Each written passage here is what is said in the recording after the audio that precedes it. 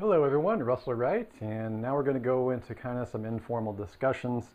Wow, the last videos created quite a bit of controversy and quite a few questions as well, and we're going to have some informal question and answer sessions. Some of the questions that have come up have to do with just a basic refresher on what's the difference between genes and memes. The theory behind Richard Dawkins' The Selfish Gene is that genes are selfish. They're not like intelligent living beings in the way that we kind of describe our ego. One of the things I'd like to bring up about genes is that, you know, the word ego and getting rid of your ego, like in the spiritual communities and ideologies around the world, that spiritual progress is getting rid of your ego, which leads to, in my experience, a whole lot more egoic behavior. The word ego is a meme that was created by the ego. And as a result, it can never really be effective. And just to say that merely and only concepts are the problem is also ineffective.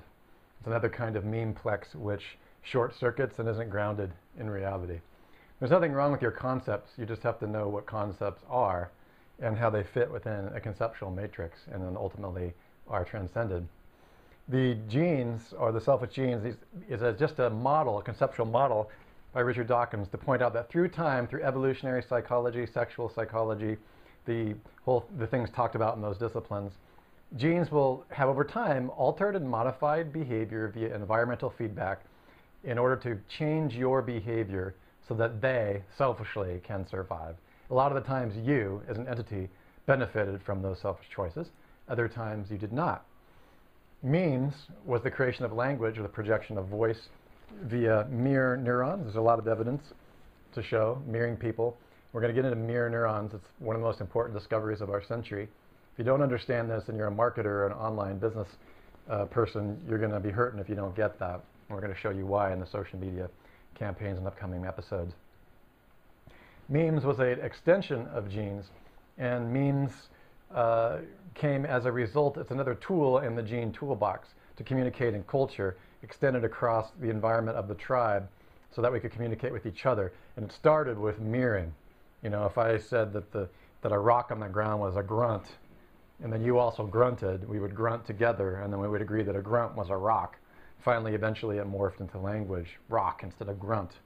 This is an example of very simple mirroring of replication selection, where language then, of course, got very sophisticated to the point where I'm communicating with you through language. And of course, there's other things that are communicated via mirror neurons, my body language, your facial recognition. The brain is very complex in the way that it includes all kinds of information. And the more information I'm able to give at you in one experience, the more deeply you'll understand what it is I'm trying to communicate. This is why video and audio is so powerful. So memes are passed on after memes were evolved by the genes as an extension of the gene's desire to survive. Memes then spread to language and allowed ideas to survive, and those ideas, as far as languages were concerned, tried to survive as well. And the idea that they were selfish memes, meaning that they wanted to survive. An example of that is religion. You know, there's all kinds of religions in the world. Some of the religions, I'm not here to judge which religions are right or wrong. I'm just saying some religions seem really crazy to some people, and other religions seem really crazy to other people. And there's a contradiction there. But they keep getting passed on because they're projected through evangelism, which is a meme insertion into the environment. And what we talk about, one of the major ways that memes gets, disseminated and perpetuated and becomes a good meme, even though it may not be an accurate meme, is through evangelism. Evangelism is one of the ways that this is why that memes survive, or memeplexes, meaning whole roomfuls of memes, even though the memes may be inaccurate and have no utility. So this is the interesting and dangerous part about memes, is memes can be good memes, like Nazi Germany, but be propaganda, and propaganda can destroy culture. So this is one of the challenges, as we saw in Nazi Germany. This is one of the major red flags about memes. And as a marketer, I can tell you in my past, I've studied deeply neuromarketing, and I have a great deal of understanding of the neurolinguistics programming of all kinds of methods and methodologies, and which blind spots they're accessing in you. The whole rest of my life career, besides just theme zoom and natural language processing, is to teach back to you the blind spots that are exploited, kind of your back door, if you will, on the matrix, that marketers and manipulators and propaganda machines are using to have you make choices, give you the experience of inception, that is the idea that you're making those choices, when you're not making those choices at all. Your memes are making you do that. The movie Inception is very, very helpful because that's exactly what it was about. It was about having that young billionaire come up with the idea to split up his father's kingdom himself and believe that he had come up with the idea. If you are able to have somebody else come up with the idea or make them feel like they did, you will get the sale. In escaping the price-driven sale, which is one of the things we cover in our Temes Zoom certification, that's exactly what it suggested. You deal with the cognitive bias of a customer, but you plant the seeds of inception and present the solution within that inception. It's not necessarily amoral or immoral, but it can be if you're up to no good. For example, if you're teaching somebody something that really isn't beneficial to them in the long term, or to the planet, or can hurt them in any way or create trauma. And that's done a lot, especially in the pickup artist community or in the sales community. Women might find themselves being abused by pickup artists who are using inception techniques and mimetic techniques to bypass their filters and go on a date with them, sleep with them, these kinds of things. One of the characters I was able to meet along my way in the internet marketing world was somebody named Mystery, who started the mystery dating method. And the methods he used are social dynamics used within the laws of power to bypass your filters and your mechanisms and plant the seed of inception to make you believe, as the woman, that you decided to go on a date with him. And it's a really tricky and really fine line, because at some level you know what's going on. On the other hand, and I'm not passing on the victim mentality, I am also saying that it's possible for you to have more of a firewall up and less of a possibility for your conscious first attention to be bypassed, while your second attention, or your unconscious, or your right brain, is engaging in a choice that you didn't really consciously participate in until later. And it's very, very tricky moral and ethical issues, and it's really at the root or the heart of neuroeconomics and of hypnosis and neurolinguistics programming and mind control. Okay, and I can reveal to you how all these things work. So the other questions had to do with teams. How do teams differ from memes is one of the questions we had. Teams are technology memes, and I keep getting the argument that teams don't exist yet, like Stargate Atlantis, the sci-fi series, that they don't have those metal spider replicators that literally don't even need human beings or a civilization or any race or ancient race. The ancients created them or something like that. Because they self-heal, self-replicate, build their own factories. They're completely automated. That is, the memes are completely infused in the teams, and the teams survive, the technology robots survive without the help of any outside factors. Just like the movie I, Robot, where the robots, the Ray Bradbury series, where the robots are ready to wipe out all the genetic material on the planet because they don't need us anymore. This is why Ray Bradbury created the laws of robotics, because he foresaw a time, interestingly enough, where teams, Susan Blackmore's teams, can be a possibility. So teams are technology memes that have stepped out of the bottle to the point where, do they really even need human beings anymore? Like Hal on 2001: A Space Odyssey. I'm sorry, Dave, we can no longer support your life support system, you know? This is the idea. And it seems like science fiction, but we're moving to that point because both me and my staff, and you can also ask Sue Bell in Temes Zoom, we've had some run-ins with nanotechnology in the sense of the industry. This stuff exists on a smaller scale. Self-replicating nanotubes don't require a factory or human beings to self-replicate. They will use what's in their environment to rebuild their systems. I want to repeat that. Nanotechnologies exist right now that can use elements in the environment, specifically carbohydrates and starch, modified food starches and the rest, to rebuild their systems and self-repair.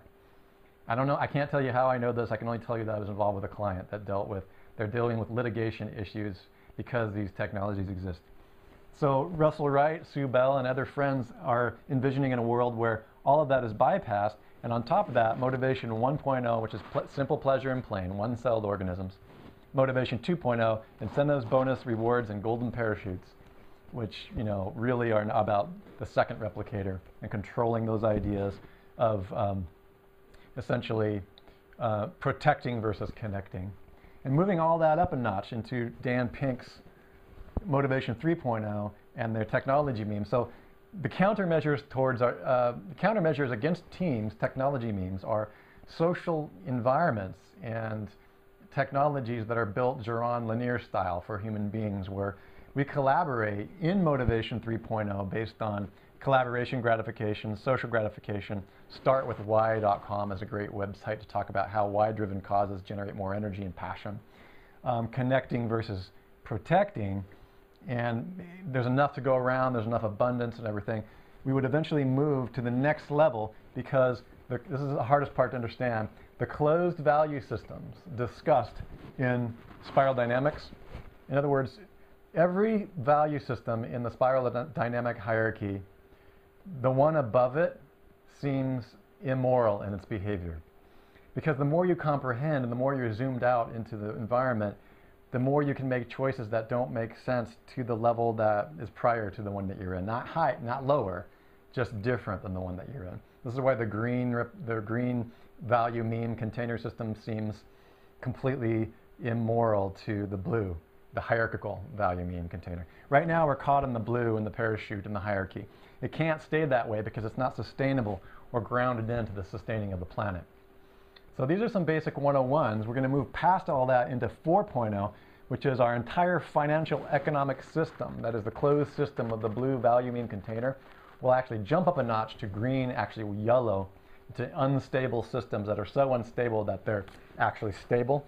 And that's the theory of sensitive chaos, which is when a culture actually can live itself in a self-organizing, directly responsive collective unit, not like a board, but more like a feeling entity. Then we are able to respond to any trauma together, and everybody knows their part, and everybody is a holon within that whole metrics or structure. It's a very different world than that of the Borg. Okay, so this is a little introduction into where we're going with dopamines and epimemes, where pure creation is what you get paid to do. You actually get paid to shine. You get paid to create, and the entire culture actually values that. We're actually not far from that now, so this is not really sky piloting. It's actually very grounded. We can actually start building these systems now with Temes. So the double-edged sword of the Temes is also if we move into a linearian world, Geron Linear's world of humanized interaction, where we don't drop to our lowest common denominator, we can use Temes to do amazing things in the world, as long as the dark side of the web doesn't rear its ugly head and become one giant terrorist organization. So this is the first, second, third, and fourth replicator with the Motivation 1.0, 2.0, 3.0, and 4.0. I want to thank Dan Pink of Drive. I want to thank Marco from Mirroring People, the doctor working on mirror sciences. I want to especially thank my hero, Gregory Burns, from my Iconoclast and Satisfaction. He's the one who showed me that dopamine is the driver of hypomotivation. We're going to talk more about that much later. And also want to thank everybody else who's helped make these video series. I have another video series which is the next step above this. It's just too far out there for ThemeZoom. Do be sure to look me up online. Look at Epimemetics LLC, EPIMEMES. You can see me and hopefully some of Sue's stuff from Semantic Revolution and my stuff on Epimemes. The next video that I do is so out there and so outlandish that there's no way that I can present it with ThemeZoom, but do look it up. We're going to talk about how to know what you don't know, how that relates to dopamemes. We're going to talk about what dopamemes are and move you forward into the future of the future.